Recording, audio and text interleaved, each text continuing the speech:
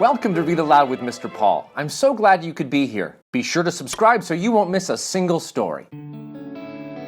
Today we'll be reading The Lady and the Lion, a Brothers Grimm tale, illustrated by Laurel Long, retold by Laurel Long and Jacqueline K. Ogburn.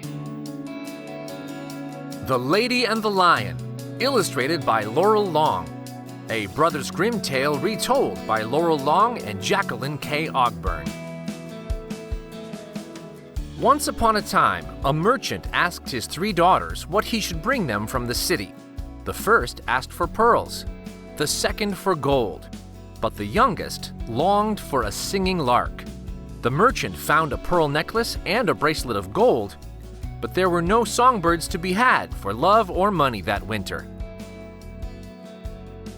He turned toward home, sorry to disappoint his youngest daughter. The road took him past a fine castle, with a grand garden full of spring flowers in spite of the winter snows. At the top of a laurel tree, a lark sang.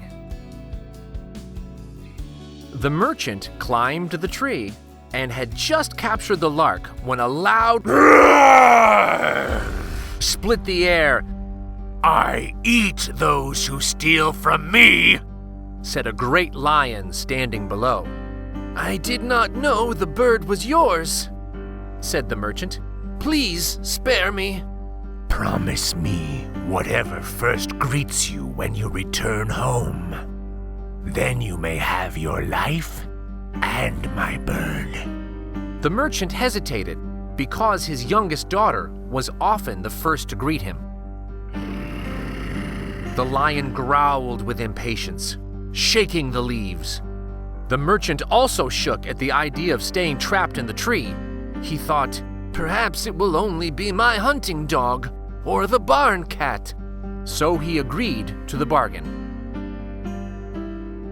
When the merchant neared home, his heart sank to see his youngest daughter running toward him. "I have your singing lark, but at too high a cost," he said. He told of the fierce lion and his promise. "I cannot let you go, for the lion will tear you to pieces." But his daughter said, "Dear father, you taught us to keep our word. I will go to the lion, and perhaps he will free me too." The next morning, she set out into the forest with a singing lark and a brave heart. She arrived at dusk to find the great lion standing at the castle gate. A dozen more lions came and took their places, watching her with their golden eyes. The great lion circled around her, then stopped in front of her and waited. "I have come to keep my father's promise. A lion that loves birds will do no harm," she said, handing him the lark. She showed no fear, but her knees trembled. Her words and courage touched the lion's heart. "Welcome to my home, lady," the great lion said. The lady looked into his gentle eyes and became less afraid. He led her inside the castle. The only light came from the last rays of the setting sun visible through the window. She turned to speak, then gasped. Next to her stood not the lion, but a handsome young man. "Please, do not be afraid," he said, looking at her with the lion's eyes. "A wicked enchantress cast a spell on me when I refused to marry her. My court and I are lions by day and humans by night. Stay with us. I will keep my father's promise, whether you are human or lion," said the lady. "Light a candle so I can see you clearly." "I dare not," he replied. "This curse has another part. If a ray of candlelight touches me, I become a white dove, forced to fly across the world for 7 years." So the lady stayed with the lion. They soon grew to love each other, for the prince was as gentle and kind in his human form as he was strong in his lion form. They married and lived happily. Together, they planted a garden full of night-blooming flowers. At times, they would roam through the woods in the daylight, with the lady riding upon the lion's back. She still loved songbirds, and the lion knew just where to find the ones that sang most sweetly. One day, news came that her sisters were to be married. The lady longed to see her family again and introduce her beloved husband. The prince offered to have his lions escort her. "Please, come with me," she said to him. Unable to deny his lady anything, the prince agreed, and they set out the next day. Her family was delighted to see her. The lady had a room built in her father's house, with walls so thick no light could penetrate. As night fell, the lion shut himself inside, but the wood of the door was green, and as it dried, a tiny crack appeared. After the church ceremony, the wedding party returned to the merchant's house, carrying candles to light their way.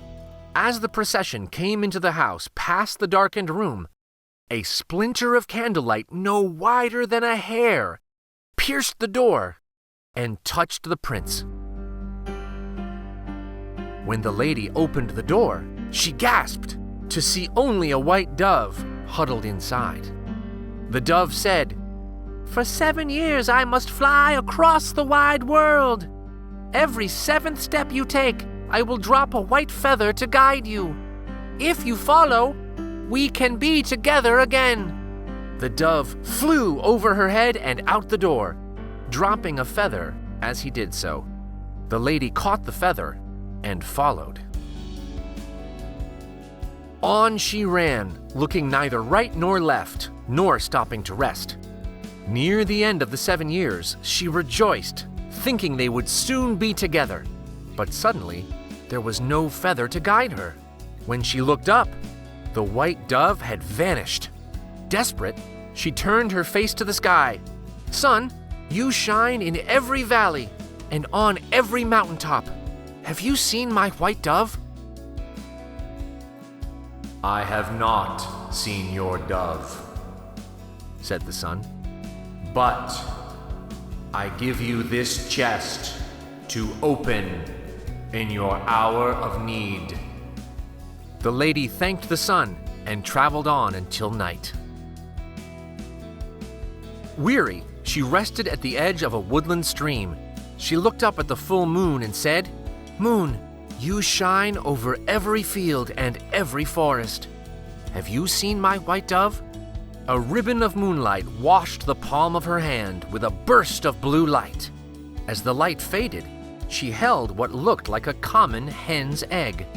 "I have not seen your dove," said the moon, "but I give you this egg to break open in your hour of need."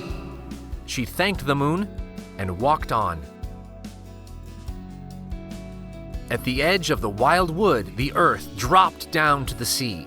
The lady stopped. She said, "North wind, you blow through every leaf and flower. Have you seen my white dove?" Suddenly, a blast of wind came with such force that she feared being blown off the cliff onto the rocks below. "I have seen your dove," whispered the north wind. "In his lion form, he fights a dragon by the Red Sea. This dragon is also the enchantress who cursed him. He needs your help. Ride my griffin there and distract the dragon so the lion may overcome her. When the dragon falls, they will both return to human form. Take your husband onto the griffin at once. Do not delay, or you will not escape her." The lady thanked the north wind. She flew the griffin to the Red Sea, where she saw her lion battling the dragon. Frightened, the lady urged the griffin to fly straight at the dragon's face. The dragon snapped viciously at the griffin. The lion saw his chance and pounced. He drove his teeth and claws into the dragon's neck, and they went crashing to the surf. Lying stunned at the edge of the shore, they both became human again. In her joy, the lady forgot the north wind's warning. Instead, she jumped off the griffin and ran to her husband. While they embraced, the enchantress mounted the griffin. Swooping down upon them, she ripped the prince away and flew with him across the wide sea. The lady, angry over forgetting the north wind's advice, sat by the water's edge and wept. At last, she dried her eyes and vowed, "As long as the sun shines and the moon glows, I will search until I find him." She traveled on, crossing deep valleys and high mountains, over rushing rivers and through wild forests. Finally, she came to a castle on a twisting road. The people of the village said it belonged to an enchantress who was marrying a prince the next day. The lady, spotting the north wind's griffin tied to the castle gate, knew the prince was her captive husband. She wondered how to reach him. Then she remembered the chest the sun had given her. Opening the chest, she found a golden dress spun from sunlight and as brilliant as the day. The lady put it on and walked into the castle with her head held high. She was met by the enchantress, who was dazzled by the bright beauty of the dress. The enchantress said, "In that gown I would outshine the sun. I must have it for my wedding. What will you take for it?"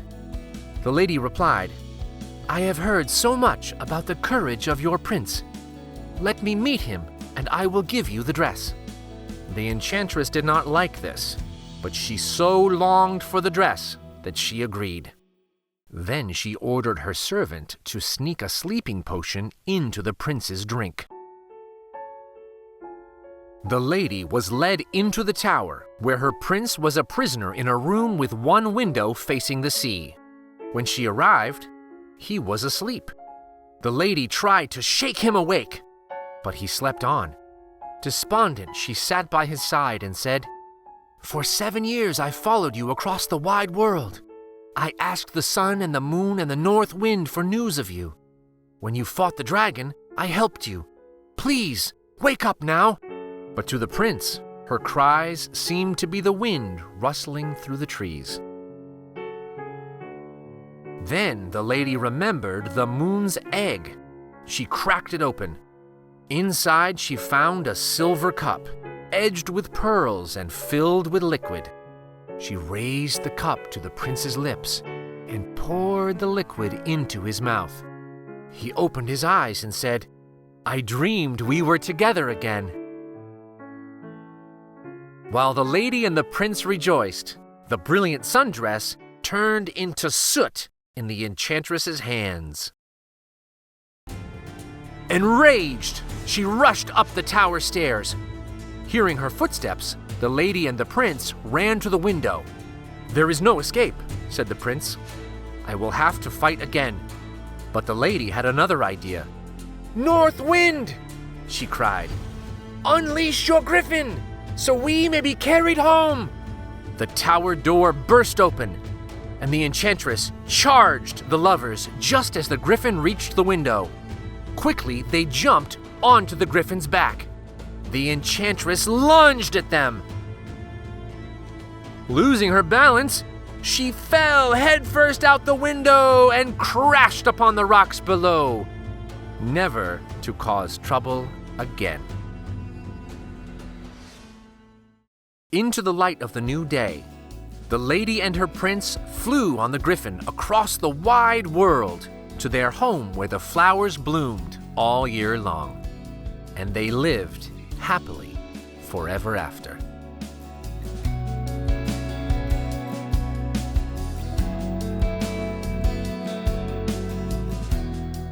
Thank you so much for joining me for Read Aloud with Mr. Paul. Until next time, discover the wonder in a book. Pick one up. Take a look. If you enjoyed this Read Aloud with Mr. Paul, please like, subscribe, and share this video with your friends. Thanks again.